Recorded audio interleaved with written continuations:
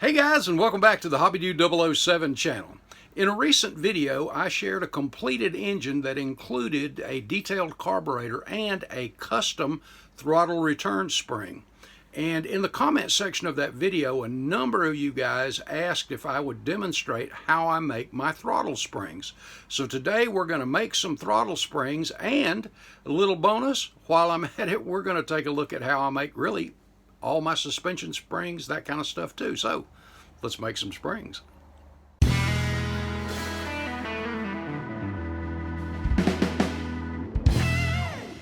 Bring your model to life with MCV products. Visit them on the World Wide Web at mcvproducts.com.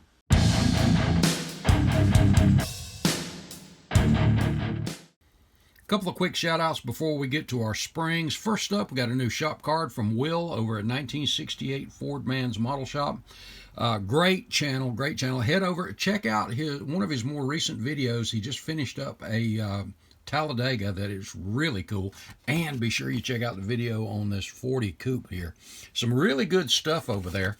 Let's continue to grow this community. Go over, show Will some love there, and give him a sub.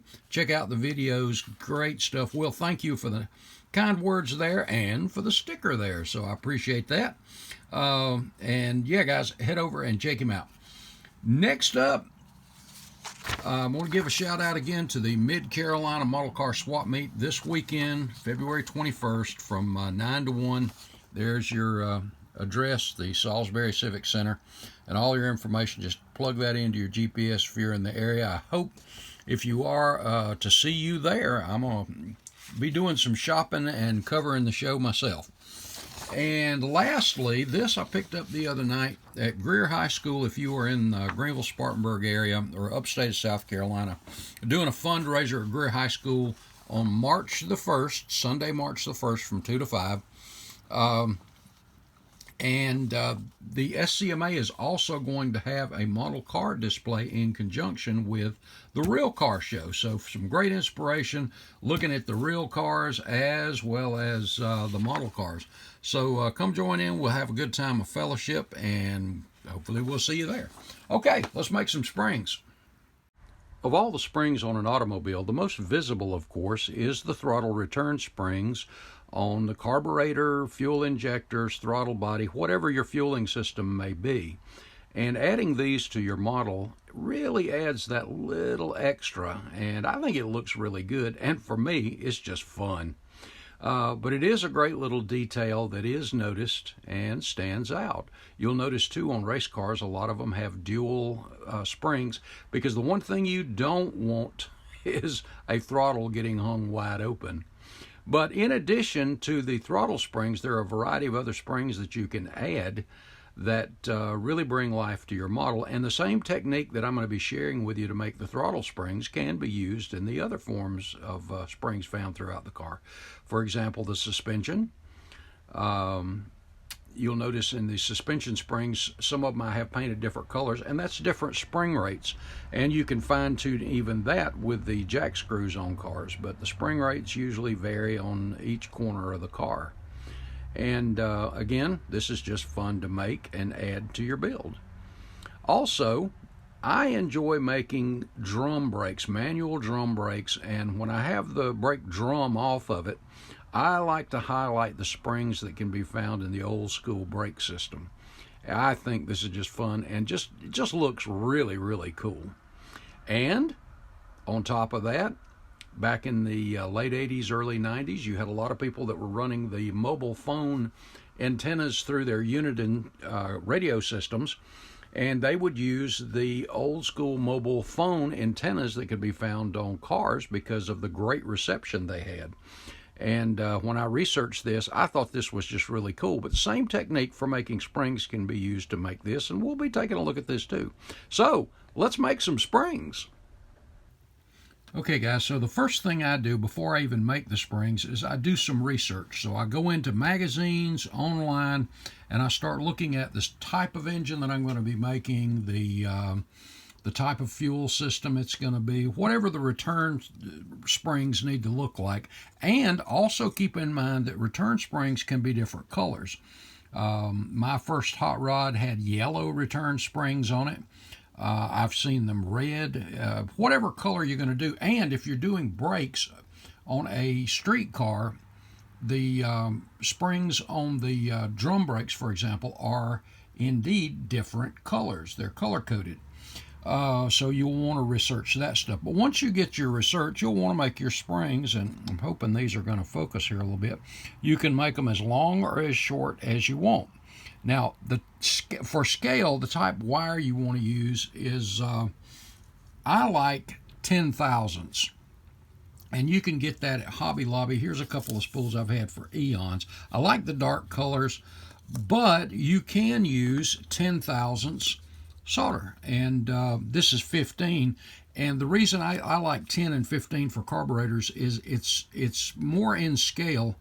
And depending on the carburetor, for example, a Dominator, some huge carburetor with your linkage and all that stuff, and we'll talk linkage here in a minute too, you're going to want a heavier spring. So that's why I use the 15 thousandths for that. Now for this, all you do, and this, I've probably had this 30 years, you'll take one section there. And if you're going to do a long spring, let's just do two. If you want to do that, that's fine. And this stuff is pretty thin. See, I can just cut it with the X-Acto. And what I was telling you about this is a piece of 10 thousandths. And this solder, and I like the solder too, in both 10 and 15. This is a heavier gauge. Well, I can find the end of it. There it is. And this solder is, I'm pretty sure that was, 15. And what I like to do is use one of two things to wrap it around. And one is a beading needle that in itself is 10 thousandths. And then this is just one of those pieces of stiff wire that you unclog glue tubes with, and it is 15 thousandths. So you're using the same size to make these things. So we're going to take our wire here, get that out of the way, and all I'm going to do is, you see it's straight down, and then I'm going to start wrapping this. And again, depending on how long you want it. And another thing is, you want the spring compressed, not stretched out, typically when you put it on the carburetor, because it'll pull it open. When you hit the gas pedal, it pulls it open, and then the springs close it back up. All right, you see here how it's starting to look. And we'll make one of the longer springs this time. And as you see, and what I'm going to do here is I'm going to take these tweezers on one end, these on the other, and I'm just going to press them together while it's still on the wire. I'm going to hold that, pull down a little bit so it's nice and taut. Now, and I'm hoping, honestly guys, you can see that. Okay, I'm going to slide it off, and if you want it to be kind of stretched out, oops, all you do is grab that end, and this really thin wire makes it easier to work with in the solder, and use silver solder, not the solid or resin core, or not the solid core. And then get the other end, and you'll see, well, hopefully, just lightly pull, just ever so lightly, and then you can cut this to the size you want. And if you've got some really tiny tweezers, I like to use these right here to be. They've got a tiny tip to them, and I can come up here just a little bit and make my bend where it hooks onto the throttle linkage. And Model Car Garage, there's several photo etch companies that make the linkage that you can put on the car for these to hook to. And also, yeah, there we go. That one's, I tugged on that a little bit much. But you know what? Let's go back and fix it though. So what we're going to do is we're just going to run that right back through there. Well, sorry guys, I'm off camera there a minute. And this is the fun part. If you're not happy with it, run it back down on there. Compress it again. I'm going to use this one this time.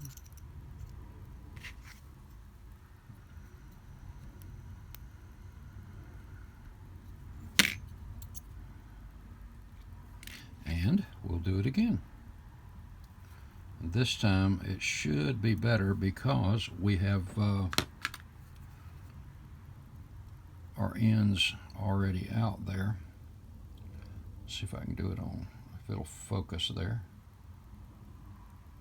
Much better, much better.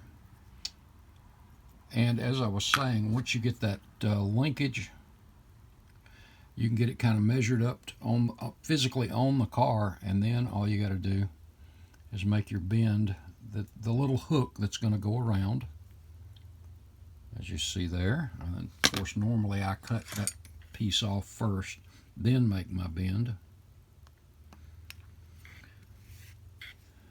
And don't throw these little pieces away. I keep them stored in the edge of the little package there. I'll show you that in a minute. But this will hook around the linkage. And a lot of the new 3D printed actually have some excellent linkage already molded onto the carburetor, easy to paint. In fact, if you'll look at the MCV Products carburetors, about all of them just about have some really good linkage all on them. And the bracket that hooks to the intake or the front of the engine block where the other end hooks to, those are very easy to make out of like a piece of Coke can, thin aluminum, sheet plastic, no big deal. So you can make those as well. And again, research where everything goes. And the same thing holds true, guys, for when I mentioned these small ones, the small pieces of wire, keep them, because if you want to make those radio antennas, now I made two here. One of them I've already painted black. Now this is the old school type coiled. If I, well, I don't know if I can get it there where you can see it enough. Yeah, there we go. I got one, there's a small chunk of sheet plastic. All I did was took my dead center punch and put a hole in the middle of it, drop a super glue and drop it right in there. Some of these things had 2 or 3 coils. This one has 3, this one has 2, as you can, well, hopefully you can see. And I just shot the other one with flat black, and then the other one is just what I just made right before I started. So if you want to do something like that, it gives it a little extra. And if you wanted to do it for the old style 80s mobile phone antenna, that's what primarily these were for until the race car guys started adapting them for a little while. But I think they make a cool looking little coil there. And again, the springs are the same way. When you're doing suspension, grab you a couple pieces of K&S aluminum tubing. I've done this with 4 or 5 different sizes depending on what it is. This one I used when I did the 32nd scale Earnhardt car. And then this one is perfect size for the 1/24th scale spring buckets that you see in the Monogram and the Salvino kits now. And all you do with that is just get you, I'm going to grab some solder here real quick. And there we go. And do the same thing. This stuff's easy to cut. You can roll it out, but honestly, guys, you don't really need to. Just start there. Oops, off camera again. And just go around and make your springs. They hold primer really well. It's really good stuff. and then you can set the coils to the distance, or you can compress them and then ease them back out a little bit at a time. You can also take these and separate them by just rolling the, there we go, right around. I didn't make this one long enough, obviously, but you get the idea. And again, they hold primer well. They paint right up if you're going to color code them, or if you want to do them on like a stock chassis, just paint them all black and there you go. But there's your coil springs. And for making them for like coilover shocks, I want to do a whole video on making coilover shocks totally separate, because you got to make a few extra things using your aluminum and all that stuff. And let's make one using the 15 thousandths.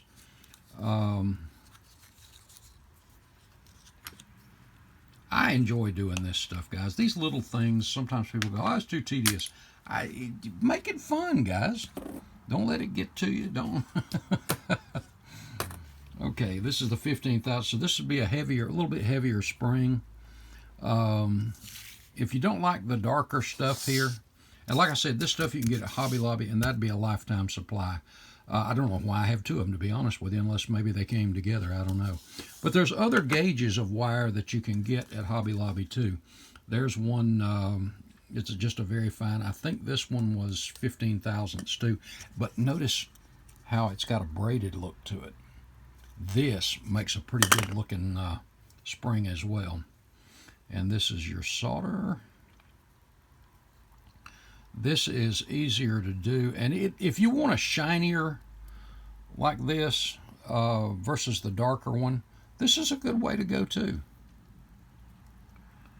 And you do the same thing, as I said, when you're making the springs for the drum brakes.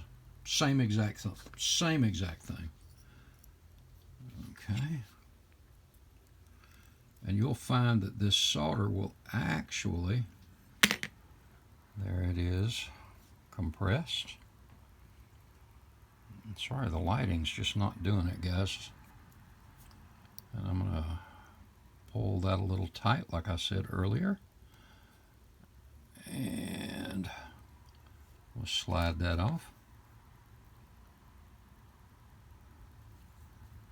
But the research part of this can be fun too, because once you get these on the car, you can make them into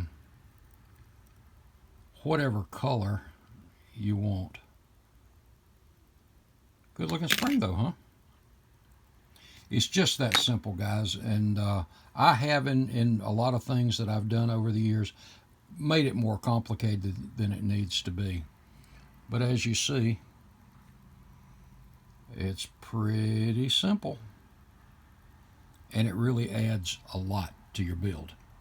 Well, guys, any questions, throw them in the comment section. I probably did forget something through this, but you get the idea. It's the same type thing